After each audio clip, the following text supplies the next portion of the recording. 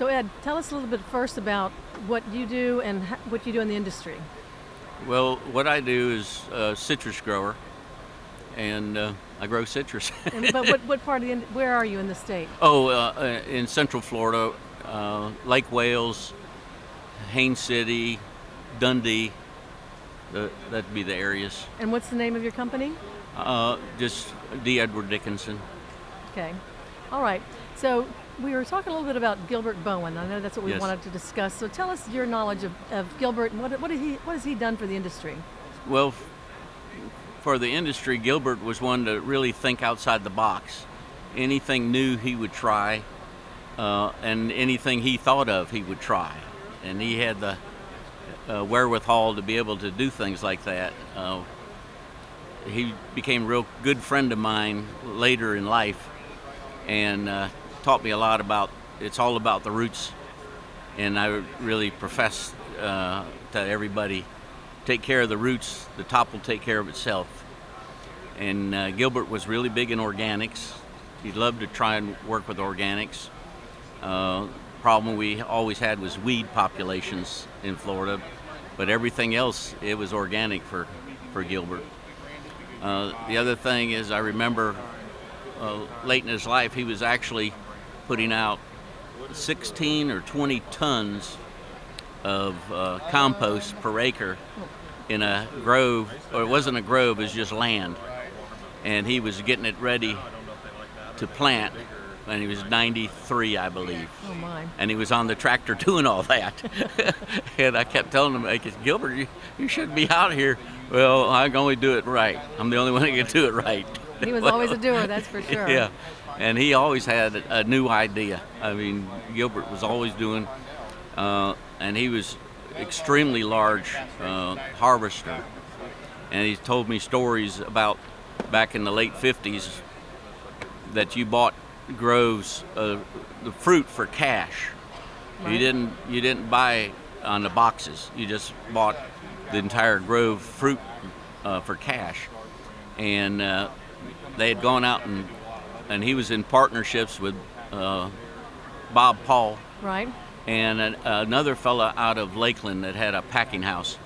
And they were buying all this fruit, and you have to give half of it up front and half of it later, and a freeze came. And Bob had a heart attack, or thought he had a heart attack, because they had bought all this fruit and they really couldn't cover it. And Gilbert, the other fellow, they went out and were checking the fruit, and they had never seen freeze damage, so they didn't know what to look for. And he said, we kept cutting fruit, and he said, all this looks good to me. And the guy said, I think we could pack this fruit. And so they went out and bought more fruit and went to go see Bob in the hospital and told him he bought more fruit. And Bob said, oh my God, I'm having another heart attack. He got up, put his clothes on, and left with them, just left the hospital. Oh my gosh. With the three, so the three of them went and looked at fruit and cut fruit all day long. And they were good. That was the year and they it was were good. And yes. they made so much money that crop that they bought all new harvesting equipment. Oh my gosh. And so they had all this new harvesting equipment. Everybody else had junky stuff.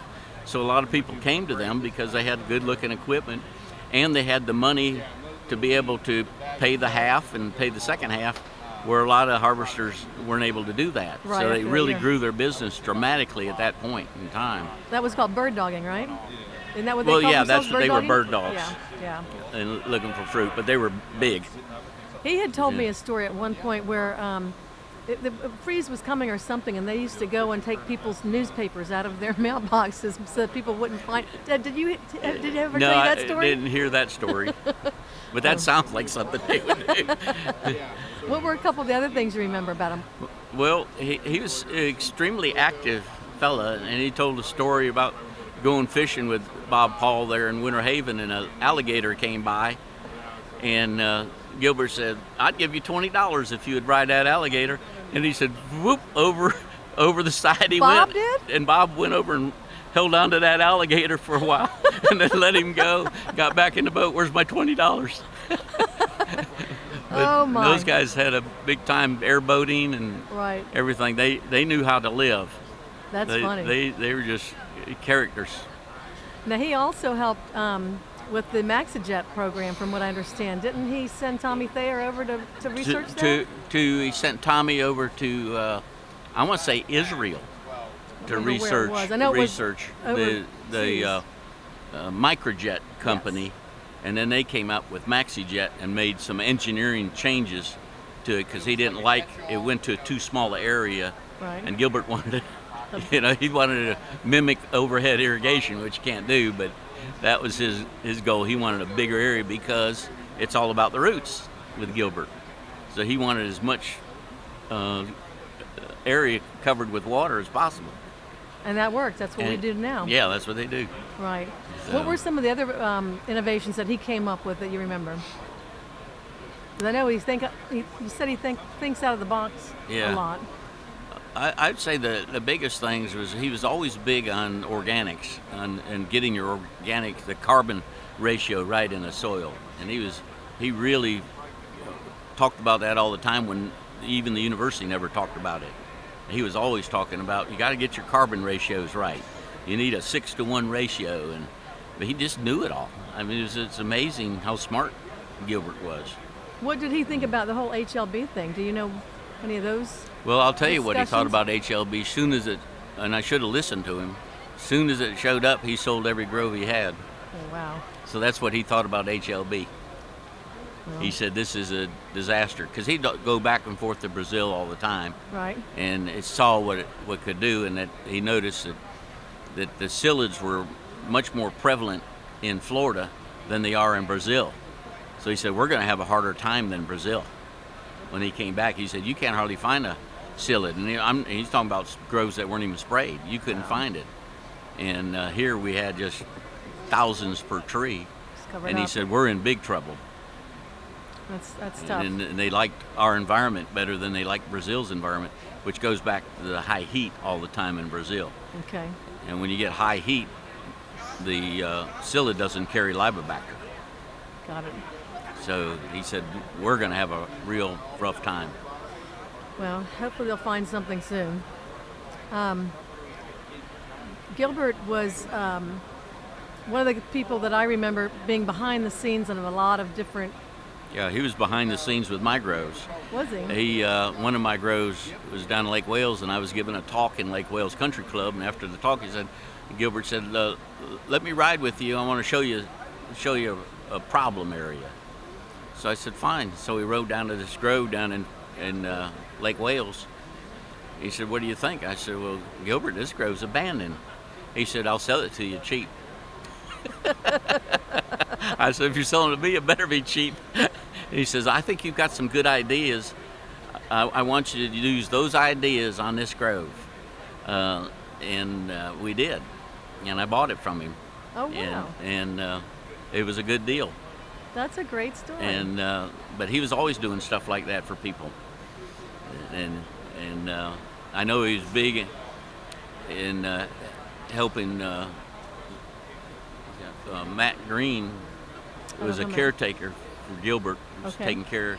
Well, Gilbert transitioned into grapes, muscadines, Right. and peaches, and blueberries, and he was funding all that, and then just kind of like turned it over to Matt. And like the peaches, he decided didn't work right, so he just pushed all those up. But they still have the muscadines and some of the blueberries. I think he got out of he didn't like the blueberry business or something. So, but anyway, Short he window. had an idea at his ranch there off the Fire Tower Road Right. of putting that into one of these, I forget what you call it, where you bring tourists in, the The agritourism. agritourism. Okay. That's he wanted to transition that ranch into agritourism, where they would have citrus, like he had lemons out there, Right. and the grapes, and people would come out there and see it, and he had it all set up. But he died before he could ever Is Gina going to finish do it. that for him? Or, do you know? I'm not sure where that is. Whatever Yeah. happened, but he was always an interesting fella. He definitely was, and a nice guy. Oh Really yeah, nice super guy. nice guy. So Help anybody. absolutely, and I know there are several people now who think he should be in the Hall of Fame. And one of the criteria that we look for in the Hall of Fame is, somebody who has done contributions towards the industry that have been significant. So what do you think would be probably, one of his most significant contributions to the industry?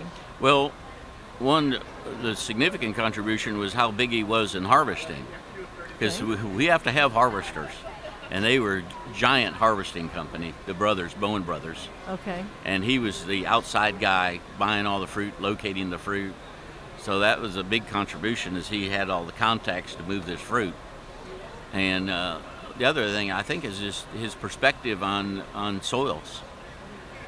People, we killed our soils with all these herbicides over the years. Because I remember as a high school and college working for Haines City CGA, we planted 3 cover crops every year, and they were just dynamic, and you had virtually no weed pressure because of the cover crops. But back then we disked both ways. We didn't have microjet and everything. You could disc all around a tree, and they put in those 3 cover crops, let them go to seed, and then you disc it up. Well, he said he's thinking that's not really a good idea. He's big on the cover crops, but he wanted multiple seeds, not one variety each time. He wanted 3 to 5 each time you went out there. So you have a lot more biodiversity with bacteria in the soil and fungi that are beneficials in the soil, because you'd have all these different root systems going. And I thought that was just a great idea that he had. I mean, no one had that but him. And now it's become... Now it's kind of streamlined that people are doing that, but Gilbert was doing it long before anybody else, long before. Because it was all, and his mind worked in a way that he could see that biodiversity under the soil was really important to have it. And then you had beneficial biodiversity because of the cover crops, all the different flowers. You brought in all these different beneficials to the grove, which goes back to his liking organic crops. Is you had all these beneficials, and he said, you get enough beneficials out here, you won't have psyllids. It's just going to take 3 to 5 years for all these beneficials to realize they can eat psyllids. And he was in cattle too, and he said, you change grass on cows, they won't eat it. The cows won't eat it. And it takes a while for a cow to realize that it's edible, so you had to plant your old grass field in with the new grass field, so they would eventually graze it and see that they could eat it, because they were real skeptical about eating something they haven't seen. Right. And that's the same way with insects. The beneficials are skeptical about eating something they've never seen. So, but now we've got really good beneficial back going again. Well, that's great. So, I know I've read some of that in some of the early books, and like from H.H. Hume, some of those early ones, they talked a lot about cover crops back then. So I think that's interesting that we're getting back to that now. Yeah, I did a lot of it for Haines City. Yeah. So I was sorry to see Haines City go down. I didn't realize you'd worked for Haines City. I worked there in the summers for Haines City. Okay. In school, and during school I worked in high school, but in college I worked all the summers for them. I had a spray crew and did all the spraying. Who was the general manager then? Was that Red? Bud Costner. Oh, Bud Costner. Oh, was that the Costner manufacturing guy? No relation. Okay. No, he was the production manager. I don't know about general manager. General manager may have been Matthias. Art Matthias. That's what I was saying. Art, yes. I think it was because Art's in the Hall of Fame, so I was curious if that was... Art used to come to the house all the time, and his sister lived across the street from us. So he'd come by and he'd bring this 5-to-1 ratio concentrate. Right. You have never tasted orange juice that good until you have 5-to-1, and he'd bring it. We put it in the freezer. You can't freeze it. It's always so you could take the container out and just pour a little bit and then add water. Put it back in the freezer, because you can't freeze 5-to-1. That's the way they stored the juice. Okay. Stored concentrate. And I kept telling them, why don't you sell this? Well, we sell 3-to-1, which you freeze, and it's ice crystals. And I said, well, I don't understand it. This tastes better than 3-to-1 stuff. Well, it tastes better and it's easier. You don't have to wait for it to thaw. Right. And I never could figure out, and they never would do it. I never heard that But story that's how before. they stored the juice, was this 5-to-1 ratio. But he'd bring us containers of it. It was just unbelievably good. Now, was that coming out of the Donald Citrus Duck? World. Yeah, okay. the duck. The Donald Duck back then. Right. Yes. So. And a matter of fact, I bought some Donald Duck orange juice this year in they a still carton. have Donald Duck? Yes, it's in 16 states. I did not realize they still had that either. I have some cans that have the duck Well, these on were them. in the cartons. Cartons. And they had Mickey Mouse carton also, which is a combination, is like 75% less sugar, but it's different juices. Well, that's. And it's really good. But they don't sell They it here don't in sell Florida? it here. They sell it out west, 16 states.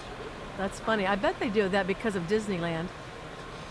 I can tell you a funny story about that too. Let's hear it. They Disney, under the new management, came to Citrus World Right. and told them they didn't want them using Donald Duck brand anymore. Because Right. they see it out west. And they said, "What do you mean you don't want us? You can't use it.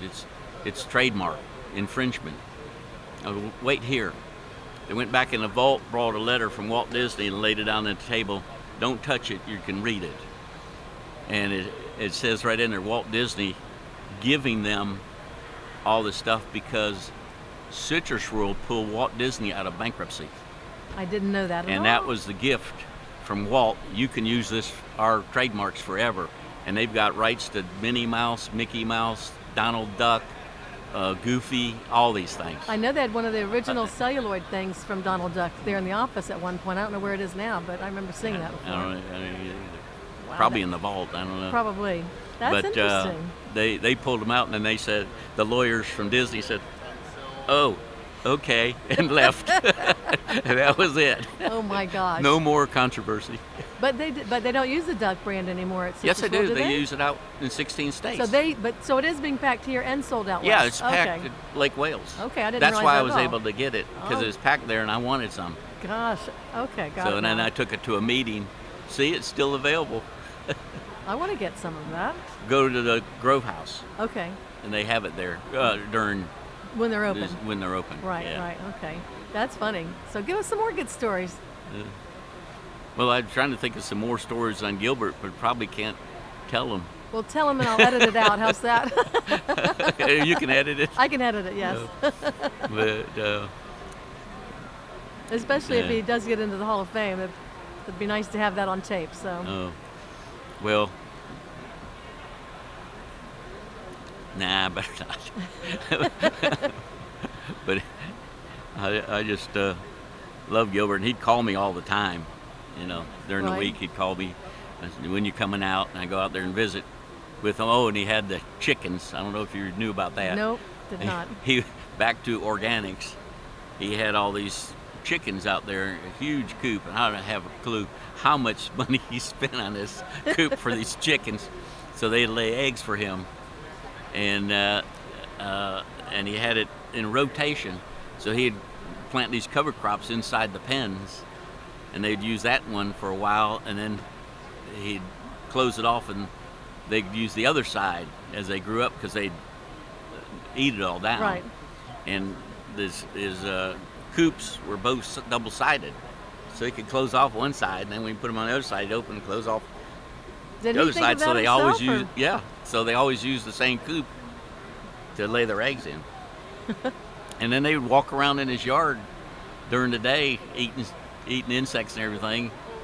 And I had to go out there just to watch the chickens. They're hilarious. Oh my gosh. Yeah. So, well, he was an innovator on a number of different fronts. So, and what are some of the other things that you can remember that he came up with? For citrus? For citrus mainly, but I mean, he has Uh, some good stories on other things too, but Yeah. citrus mainly. Well, I just keep his forward thinking on how important carbon and the organics is for the root system. Okay. Because if you can get the organics out in the middles, Right. then you can sustain roots. And you pull up these trees today in the sand, there are no roots except where the microjets are. But go to a grove that has cover crops, the roots go all the way across, Wow. even with greening. That's And that's why I've got cover crops going in all my groves. Now I'm going back to what Gilbert told me to do. well. Hopefully that'll work. I think it'll work. I got a good stand of cover crops. That's great. But it's hard work because you got to figured out seeding, and right now we're building a roller crimper, so we can roll the cover crop, crimp it, and kill it. Okay. There, and so you have long stems, so you have a lot more organic than mowing it, where you have little pieces. Right. So it lasts longer, and you can build your soil up better. Well, that's interesting. But you can get about 7 tons of what we used to call green manure. I guess I don't know what they call it today, but they just compost. Compost. Yeah. But we called it green manure back when I was in school, and they crimp it, and you create a layer of green manure. It goes down, then you seed into that. Okay. Well, then you have a better area for the seed to germinate in, because it'll stay moist and has more oxygen. Okay. In that type of soil, and you build it up over. It takes probably 3 years to actually transition totally. And how long have you been doing that? 2 years. Okay. So third year. But next year will be the charm. Yes. It's still work in progress, and I coming up with the crimper and trying to do that kind of stuff, and okay, that's the biggest thing. That sounds great. So who are some of the other names? And I shouldn't say names, but because we and I'm saying you and me both, we grew up with some of the people in the industry who were almost larger than life at the time. The biggest one I can think of, and is because I grew up with the family, would be Dix, L. Dix Incorporated, Leonis, and he came from, like Gilbert. Gilbert had dirt floors where he grew up in Eagle Lake. I didn't know that. Yeah, he lived in a nothing house on Eagle Lake, and I think there's like 4 brothers or something. They all lived in a 1-bedroom place with dirt floors. What did his parents do? Worked in grows. Who'd they work for? Oh, some Eagle Lake family down there. Okay. He never really said who they worked for. They were just grow workers. Okay. And the boys got together and could build this harvesting deal, and that's why he was in harvesting, because of his parents. That's what they were, fruit pickers, and then they worked in the grows too. So that's how he was growing up. Yeah, he grew up with that. Okay. But he grew up with nothing. Well, B. Dix, same story. They had nothing coming out of the Depression. Now, where was B. Dix located? Was Dundee. Dundee. Okay. Mm-hmm. And B. Got into harvesting from Snively's. Okay.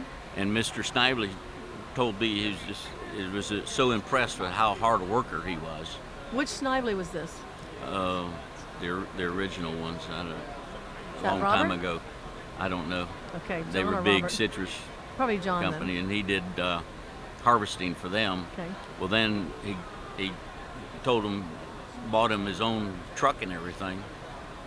He wanted him to harvest. Didn't want him going everywhere. Wanted them to be harvesting their stuff. Okay. So that's how he got started. He had a truck and a trailer, and Mr. Snively helped pay for that. Off of the harvesting. Okay. And so he built up an unbelievable business, and then because he was harvesting citrus, he figured out, I don't know, back you see these citrus trailers and they have hoops on them and cover. Well, B came up with that for watermelons. So he could use his trucks and trailers more efficiently instead of just parking them like everybody else did. Right. He'd use them almost year round. Because he would harvest watermelons all the way up into Indiana. Oh my gosh. And he was big watermelon, and he had the Publix contract. Oh my gosh, well that's a good one. Yeah, and because he's a hard worker. Yeah. But I remember they would harvest the watermelons, and we'd have hay, and we'd pack the watermelons in hay in those big trucks. Okay. Not like they do it today in those shipping cartons, the 10 bins. The 10 bins. Well, they just had them loaded in there on hay, and then we'd deliver them, and B would move them to the right containers for the stores, and then we'd have to get rid of all the hay again because it had to be fresh hay every time. Wow. Because you'd get a leaker or something, and then you can't put a watermelon in there where it's wet. Right. And it's funny. And those are hard to harvest because they're so heavy. Well, they were heavier back then. They didn't have seedless. The sangria seedy, that was the king of the watermelons back then. And I would say that they were 14 to 20 pounds. Oh my gosh. And then we had Earl Greys, which those things would be 30 to 40 pound watermelons. I mean, they were giant watermelons, but certain people really liked those Earl Greys. But most of them wanted that sangria because it had a better taste. But they were all seedy. And I can tell you a funny story about that. Harvesting watermelons down in Wauchula, and they had pecks in the watermelons out in the field. And we didn't have cell phones or anything. So one of the fellows went to a guy's house that owned the watermelons, Coleman, Mr. Coleman, and he was partners with B on these particular watermelons. And he called B up, and B was up in Dundee, and he was in Wauchula. I think it was 5 minutes. I don't know how in the world he got there so fast. We were still in the field. I mean, it didn't take him any time. He comes roaring in there, stop harvesting, and he went off with Mr. Coleman. They looked at everything. Okay, just stop. Throw them all away.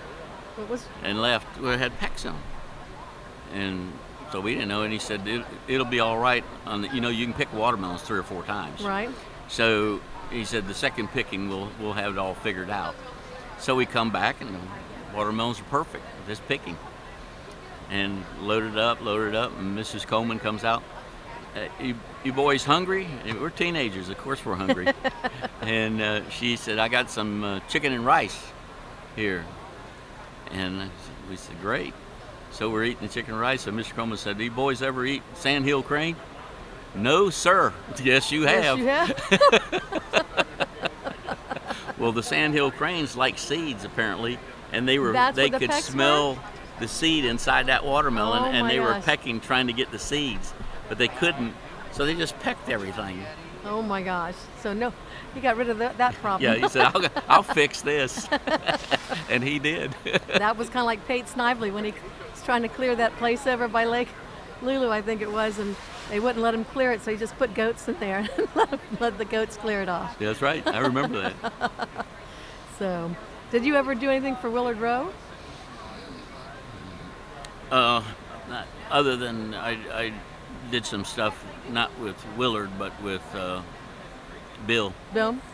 So. And looking at these new varieties right. that they have, and just working, not physically working, it was later in life. Got it. When I would go look at their grows. No, I just remember Willard because he was such a force. I never met Willard Rowe. You didn't? No. Yeah. So he was quite a character. Very fond of him. So. I like Bill a lot. He's a sweetheart. Yeah. Bill's a good guy. So, well, the whole family is. Mm-hmm. So what was it? Was there another story you were going to say about Dickenson? I interrupted you. I'm sorry. Well, I say the biggest thing to Dix is that when he bring in harvesting, all these other harvesters had to come up to his level, which they never could. When a Dick's Grove was harvested, there wasn't a can, a bottle, a piece of paper left in that grove. Oh, how nice. And growers really appreciated that. So it made other people a little more conscious about when they harvest, not to throw all this stuff, junk in your grove anymore. So I'd say that was one thing, is he was so meticulous about how you leave a grove. You leave a grove in better condition than when you went in there, was his thing. You want that grove to look better when you leave than when you got there. How nice. So they'd go out and pick up cans from whoever, and he really rode those guys, make sure it was clean. So the people really liked that, and he was such an honest guy. I remember a story. Well, there was actually a pile of letters thanking him for harvesting their fruit. And he picked them up, and he's reading it, and he said, Ed, how bad is this industry? I said, what? He said, people are thanking me for doing what they're paying me to do. That's crazy. I just did what I told them I would do. He said, apparently a lot of people don't. It's hard to But find he had a good work. stack of letters thanking him at the end of the season. Oh, People wow. writing him letters, how great it was working with him. That's wonderful. But the story was, then he had a story on being, I won't tell you the fruit company. And I was telling him, I said, D, look at my loads. Is 0.6 culls, and it went all the way to 60. And I said, you've been in my grows. I don't have 60 culls in a load. He said, no. He said, you don't really have 0.6. And he calls and he says, you know that Dickenson grove? Yeah, it's written down wrong. It's really a Dix grove. Oh, could you check these? And all of a sudden it was 0.1, 0.2. Oh my gosh. And he says, it's a shame our industry is like this. Yeah. He said, it's just a shame. And he said, Ed, I have to do this all the time for my customers. Really? Well, he said, I'll see these ridiculous cull rates. He said, I'll call them. He said, well, really, they're a partner of ours in a grove, and they get it changed. It's like the mafia, Yeah. skimming in Vegas. They're just skimming. They might as well be Democrat congressmen or something. Skim. Okay. Don't Well, edit that part. No, don't edit it. Okay. Well, I appreciate you being here today and doing this. And if you have any more time and any other stories you want to tell me, If I think of some. yes, Because absolutely. I think of them all the time. I think I was just thinking of Gilbert just the other day, because I have a grove out on Hatchinall Road, and it goes out to his place, Does it? And then we went out to eat at the FFA Right. thing. It's closed right now. We'd like to eat dinner out there, and going by Gilbert's, and always go by and his smiling face. Absolutely. And I didn't know he had passed until recently, so I was really upset that we didn't get to interview him personally. So, Oh yeah. anyways, but Well, he died doing exactly what he wanted to do, because he was working that grove Was I he- was telling you about on a tractor that day, and it was 100 degrees or whatever, and it got off, and he was bad about taking. He was a big believer in cold showers. oh man, So, and I still say that he was taking a cold shower and had a heart attack in the shower, because when they came home, he was on the floor there and thought, well, he had slipped, but he had been taking a shower. And I said, I bet you anything he was so hot, because a friend of mine, that happened to a friend of mine, had a heart Oh attack. my A guy I gosh. played football with. Got cold water, and he was real hot, and he had a massive heart attack. And I said, I bet you wow. that's what happened to Gilbert. But 93, eh? Yeah. He lived a good life. But he was riding a tractor. Okay, so tell us that other story about B. Okay, I came in and I had a grove out on Hatchinall Road, and it was Valencias, and it would be harvested late February every year. And B came in, he said, you need to cut some budwood off those trees out there. That's when you legally could do that. Right. And he said, those like magic trees. He said, they're 7-pound solids in February gosh. every year. And I said, yeah, that's probably a good idea. That's when I had my nursery back then. Right. I said, that's probably a good idea. And he left. I turned to Rick and I said, I didn't have the heart to tell him that used to be a grapefruit grove from 1928 onward. And there's so much arsenic out there, there's no insect could possibly live out there. And the arsenic made Valencias pass really fast, Right. because you couldn't put it on Valencias, but it was all in that soil. So those Valencias were ready real early every year. Now, do you still have that grove? Oh yeah. And it's Well, it's been transitioned several times, but it's all Valencias back to Valencias again. right. But and I had this grove. It was navel oranges, red navels, Oh, and nice. and I was talking to B about it, and he said, "You went ahead and planted red navels up there," and I had another grove that had 8-pound solid Valencias every year. And if the freeze came, the '89 freeze, Right. and I planted it into these red navels. And he comes up, and I'm talking to him about it. He just walks over and hits me in the back of the head. He said, "Red navels, that's fresh fruit. Ed, I can't help you with fresh fruit. We're a juice family." And he says, "You're like one of my boys. Why didn't you talk to me before you made a decision to plant red navels? You put that back in Valencias right now." "Well, I already planted it, sir." "I don't care. Put Valencias in there." Oh my gosh. It's Valencia's. But he just slapped me in the back of the head. It's like one of my boys. You didn't listen to me. That's funny. Yeah. He said, I can't help you with that fresh fruit. Oh my. But, And Valencia's today it is. yeah, Okay. both of them. Thank you, Ed. All righty.